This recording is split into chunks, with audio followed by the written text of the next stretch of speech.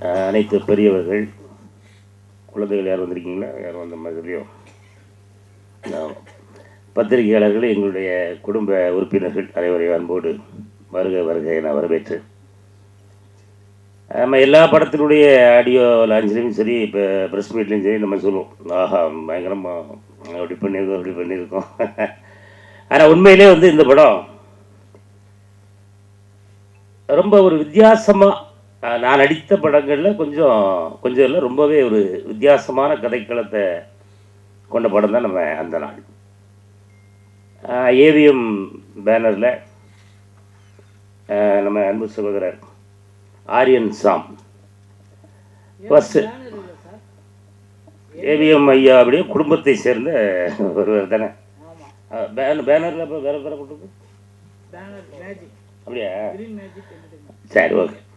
இல்லை இருந்தாலும் அவங்க குடும்பங்கிறது பார்த்தா பேனருங்கிறதுக்காக சொல்கிறேன். சாரி, மன்னிக்கணும், மன்னிச்சிருங்க, நான் டெலிட் பண்ணுங்க ப்ளீஸ். சரி, ஆரியன் சாம் யார் அப்படிங்கிறது உங்கள் எல்லாருக்கும் தெரியும் நினைக்கிறேன். தெரியாதவர்களுக்காக ஒரு சின்ன அறிமுகம். ஐயா ஏவிஎம் சரவணன் ஐயா, பாலசுப்ரமணியன் ஐயா, எம்எஸ் குகன் ஐயா. அவங்க குகன் ஐயா அவர்களுக்கு 2 பெண்கள். அதில் 2 பெண்ணில் ஒரு பெண்ணை வந்து நம்ம ஹீரோ கல்யாணம் பண்ணியிருக்காங்க. இப்போ தெரியுதில்ல உங்களுக்கு அந்த உறவு முறைகள் தெரியும் நினைக்கிறேன். ரைட்டு. அந்த ஏவிஎம் குடும்பத்திலிருந்து வந்தாலும் ஒரு புதிய ஒரு நடிகர், இப்போ தான் முதல் முறையாக நடிக்க வந்திருக்கிறார் அப்படின்ற மாதிரி தான் நான் அவர்கிட்ட எந்த ஒரு இடத்துலையுமே அதை நான் பார்க்கல. ஏன்னா டைரக்டர் என்ன விரும்புகிறாரு, இப்போ நம்ம விவேக் சார் வந்து, விவேக் சாரை பற்றி இந்த இடத்துல ஒரு 2 வார்த்தை கண்டிப்பாக சொல்லி ஆகணும். என்ன அப்படின்னா, விவேக் சார் வந்து அவர்கிட்ட நீங்கள் கதை கேட்டிங்கனாலே அப்படி சொல்லுவார். அந்த கதை சொல்கிற ஒரு திறமை வந்து மற்ற இயக்குநர்களும் கதை சொல்லி கேட்டிருக்கேன். ஆனால் விவேக் சார் சொல்கிறது வந்து அப்படியே அந்த அந்த சீனில் என்ன இருக்கோ அப்படியே ஒரு இன்ச்சு விடாமல் அழகாக சொல்லுவார். அதை கேட்கும்போதே எனக்கெல்லாம் ரொம்ப ஆர்வமாகிடுச்சு. ஓ அப்படியா, ரைட்டு, எனக்கு என்னென்ன கேரக்டர், அது நாங்கள் ஷூட்டிங் ஸ்பாட்டில் தான் சொல்லுவோம், நம்ம படத்தில் நீங்கள் இருக்கீங்க அப்படின்னு மட்டும் என்னை சொல்லிட்டு ஒரே ஒரு சீன், அந்த ஒரு சீன் எனக்கு போட்டு காமிச்சாங்க. நம்ம படம் இப்படி தாங்க இருக்கும் அப்படின்னு சொல்லி லேப்டாப்பில் ஒரு சீன் எனக்கு போட்டு காமிச்சிட்டு கதையெல்லாம் சொல்லலை. அப்போ அந்த அதை பார்த்து முடித்த உடனே இதுக்கு அடுத்த ஒரு சீன் மட்டும் நான் கூட சொல்லுவேன் என்ன அப்படின்னு சொல்லி ஒரு சீன் சொன்னார். நான் அப்படி அப்படி உட்காந்து பார்த்துக்கிட்டு இருக்கேன். அவரை அவ்வளவு ஒரு அருமையாக கதை மட்டும் சொல்வதில்லை, அதை படமாக்குற விதமும் அவர் விவேக் அவர்களுக்கு இருக்குது அப்படிங்கிறத நான் அந்த ஸ்பாட்டில் பார்த்து தெரிஞ்சுக்கிட்டேன். வாழ்த்துக்கள் விவேக்னே.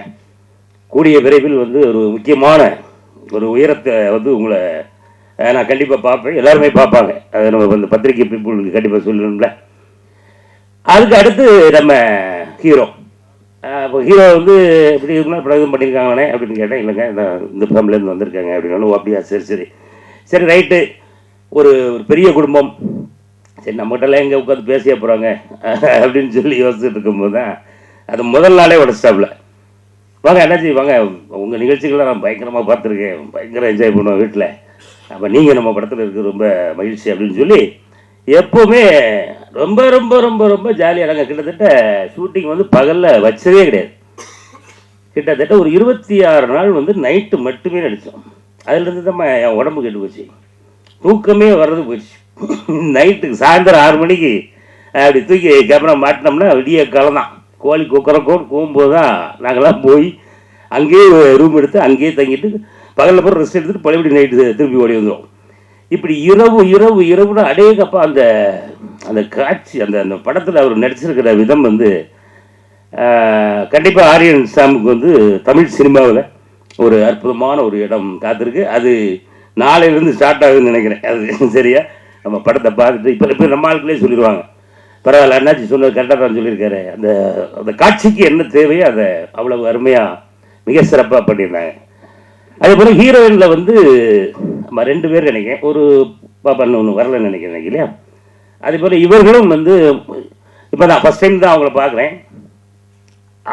நடிப்புன்னா அவங்க நடிப்பு யதார்த்தமாகவே நடிக்காங்க. நான் அவங்ககிட்ட கேட்டேன், நான் டேரக்டர்கிட்ட, என்னங்க அந்த பொண்ணு நீங்கள் சொல்லிக் கொடுத்தது மட்டும் அப்படியே போயிட்டு அப்படியே உட்காந்து, அதுதாங்க நீங்கள் என்ன சொன்னாலும் அப்படியே நடிப்பாப்புல, அதுதான் ஹீரோயின் அப்படின்னாங்க. ஆனால் அவர்களும் இந்த இடத்துல அவங்களுக்கு ஒரு கைத்தட்டு கொடுத்து உற்சாகப்படுத்திடலாமா. ஆமாம் ஆமாம் புதுசாக நடிச்சிருக்காங்க, நல்லா நடிச்சிருக்காங்க எல்லாருமே. அவன் அந்த பக்கம் இருக்கான நம்மால் தம்பி கிஷோர், இவனோட கிடந்து பெரிய காமெடியாக இருக்கும் அங்கே. இப்போ தம்பி கொஞ்சம் மெலிஞ்சுட்டாங்க எனக்கு என்ன நடக்குன்னா அப்படியே தான் இருக்கோ. அப்போ நான் தான் கொஞ்சம் அகலமாயிட்டேன் போட்டுருக்கீங்கன்னா. அவன் அந்த படத்தில் வந்து தம்பியை ஃபஸ்ட் டைம் பார்க்குறேன். பார்த்தா அண்ணே இல்லைங்களே எல்லாம் பேசிட்டு கடைசியில் தம்பிகிட்ட என்ன அப்படின்னா நேரடிட்ட போய் கேட்டிருக்காப்புல, இமான் அண்ணாச்சி என்ன கேரக்டர் பண்ணுறாப்புல, அவருக்கு ஒரு கேரக்டர் அவருக்கு நான் சொல்லாமல் வச்சுருக்கேன் அப்படின்ட்டு அவன் கிஷோர்கிட்ட மட்டும் சொல்லிட்டாப்புல போட்டிருக்கு விவேக். ஆமாம் அண்ணாச்சி வந்து இப்படி வருவார், இந்த இடத்துல வருவார் அண்ணே, ரொம்ப நல்லா இருக்குண்ணே, அண்ணாச்சி இந்த இடத்துக்கு வச்சுட்டு அந்த கேரக்டர் என்கிட்ட கொஞ்சம் கொடுங்களேன்னு சொல்லி கேட்டாங்களே. அது அவனே வந்து என்கிட்ட சொல்கிறான், நான் போய் டேரக்டர்கிட்ட கேட்டேனே, இல்லை இல்லை இந்த கேரக்டர் அண்ணாச்சி பண்ணால் தான் கரெக்டாக இருக்கும் அப்படின்னு சொல்லி அண்ணாச்சி கொடுத்துட்டோம் அப்படின்னு சொல்லி சொன்னாப்புல. தம்பி ரொம்ப அருமையாக பண்ணியிருக்கான், ரொம்ப நல்லா வருங்க தம்பி. இப்போ ஏதோ ஒரு ப்ளைவுட் ஆடில் எடுத்துருக்கோ. ஆமாம், அதுவும் அப்பப்போ தொலைக்காட்சியில் பார்த்துக்கிட்டு இருக்கேன். வாழ்த்துக்கள். கிட்டத்தட்ட இப்போ நீங்கள் வந்திருக்கக்கூடிய எல்லாருக்கும் ரொம்ப அன்பாக கேட்டுக்கிறது என்ன அப்படின்னா, கண்டிப்பாக நம்ம படத்தை பாருங்கள். உங்களால் எவ்வளவு உள்ளதை எழுதுங்க, அந்த படத்தில் நீங்கள் பார்க்குறத நீங்கள் எழுதுனீங்கனாலே போதும்.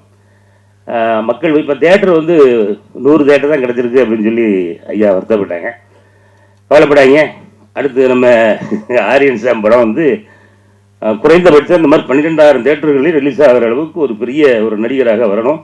ஆமாம், நம்ம படம் எப்போ ரிலீஸ் ஆகுங்கிறத எல்லாரும் ஆர்வமாக காத்திருக்கணும்.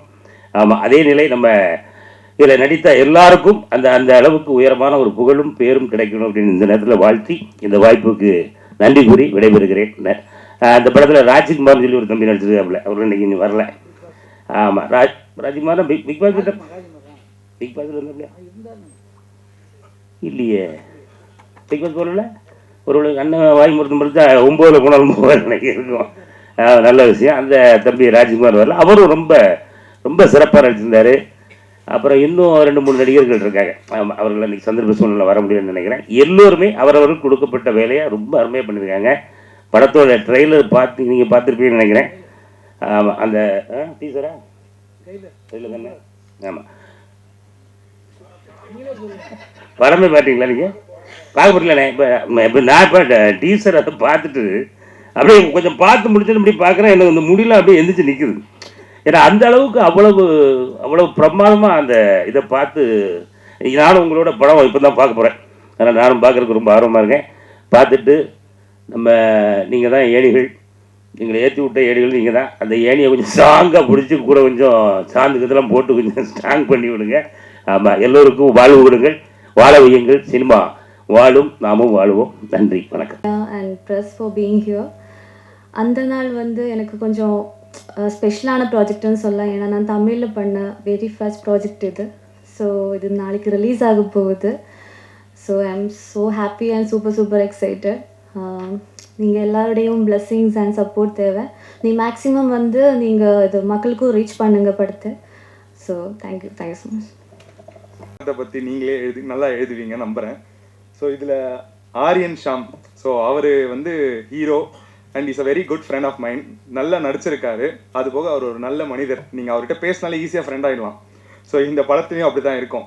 ஸோ இந்த படம் நீங்கள் பார்த்துட்டு அண்ணன் சொன்னார், ஏவிஎம் பேனரில் இவ்வளோ நல்லா ப்ரெஸ்ஸு தான் ஏவிஎம் உருவாக்குச்சு அப்படின்ற ஒரு லாஸ்ட் ஸ்டோரிலாம் சொல்லியிருந்தாரு. அதை நான் நம்புகிறேன். நல்ல விஷயம்தான்.